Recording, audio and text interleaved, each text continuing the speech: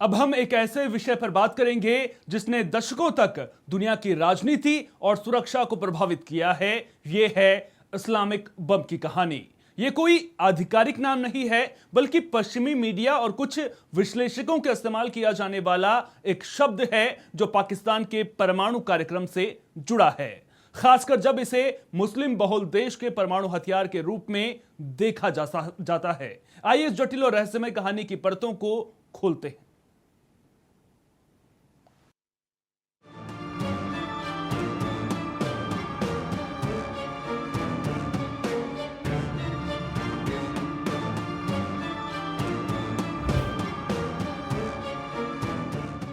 Islamic बम एक ऐसा नाम जिसने हमेशा जिज्ञासा के साथ ही चिंता पैदा की है। इसकी शुरुआत 1970 के दशक में हुई और आज भी इसके गहरे मायने हैं।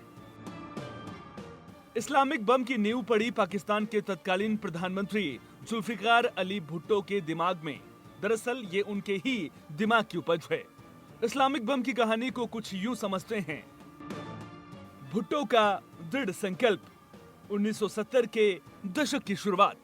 1971 के भारत पाकिस्तान युद्ध में मिली हार के बाद पाकिस्तान के तत्कालीन प्रधानमंत्री जुल्फिकार अली भुट्टो ने देश को परमाणु शक्ति बनाने का पक्का इरादा कर लिया था। उनका मशहूर बयान था, हम घास खा लेंगे लेकिन बम बनाएंगे। ये भारत के 1974 के परमाणु परीक्षण पोखरण 1 के जवाब में पाकिस्तान की सुरक्षा चिंताओं को दिखाता था। गुप्त विकास, 1970 और 80 के दशक।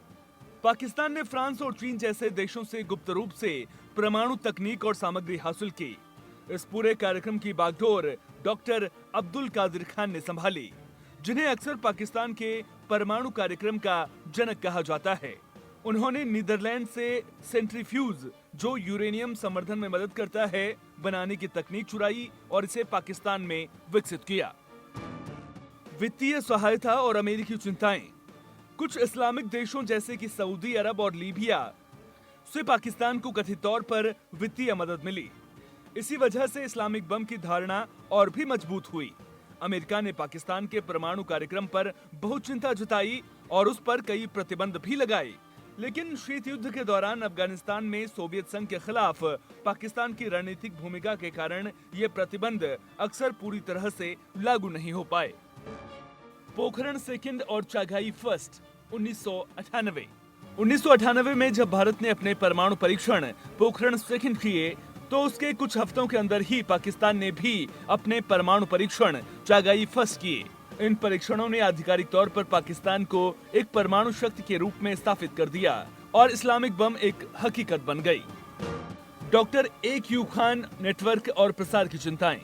वर्ष 2000 के शुरुआती सालों में डॉक्टर अब्दुल कादिर खान से जुड़े एक अंतर्राष्ट्रीय परमाणु प्रसार नेटवर्क का खुलासा हुआ। इस नेटवर्क ने ईरान, लीबिया और उत्तर कोरिया जैसे देशों को परमाणु तकनीक बेची थी। इस खुलासे ने इस्लामिक बम के फैलने की वैश्विक चिंताओं को बढ़ा दिया। हालांकि पाकिस्तान सरकार ने दावा किया कि ये खान का व्यक्तिगत कृत्य था और इसमें राज्य की कोई भूमिका नहीं थी। वर्तमान स्थिति और भविष्य की चिंताएं। आज पाकिस्तान एक घोषित परमाणु शक्ति है और उसके पास एक महत्वपूर्ण परमाणु जखीरा है। इस्लामिक बम शब्द का प्रयोग अब उतना सामान्य नहीं है, लेकिन पाकिस्तान के परमाणु हथियारों की सुरक्षा और स्थिरता, खासकर अगर देश में आंतरिक अस्थिरता या चरमपंथी तत्वों का उदय हो, तो ये अब भी वैश्विक चिंता का विषय है। इसके अलावा भारत पाकिस्तान के बीच तनाव और क्षेत्रीय शक्ति संतुलन में इसकी भूमिका पर भी लगातार नजर रखी जाती है।